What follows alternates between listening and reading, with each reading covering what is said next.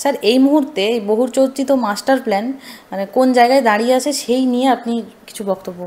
আচ্ছা, মাস্টার প্ল্যানের যে কম্পোনেন্ট, তার মধ্যে যে কাজগুলো খুব তাড়াতাড়ি হবে, দুটো পাম্প হাউস তৈরি হবে ঘাটাল শহরের মধ্যে। একটা কৃষ্ণনগর মৌজাতে হবে আর একটা শ্রীরামপুর মৌজাতে হবে ঘাটাল শহরের। এবং এই পাম্প হাউসের জন্য যে জমির দরকার, অনেক জমিদাতারাই তাদের সম্মতিপত্র দিয়েছেন। কৃষ্ণনগর মৌজাতে প্রায় 70 থেকে 80 জন জমিদাতা তারা তাদের কনসেন্ট লেটারে সই করেছেন। যারা সই করেছেন তাদের জায়গাতে পাম্প হাউসটি করা সম্ভব। তো ওখানে আমরা একটা ভালো সাফল্য পেয়েছি।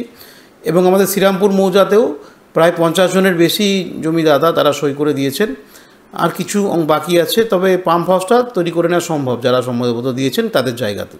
তো এই দুটো কাজ হয়তো আমরা তাড়াতাড়ি করতে পারবো। এর বাইরে থাকছে রিটেনিং ওয়াল, প্রায় 4 কিলোমিটার রিটেনিং ওয়াল হবে। এখানে কিন্তু অনেক বাড়িঘর আছে, কুঠিবাজার আছে, সেইগুলো সম্মতিপত্র আমরা এখনও সেভাবে পাইনি, তবে কিছুটা পেয়েছি এবং আশা করব সেখানেও আমরা সফল হব।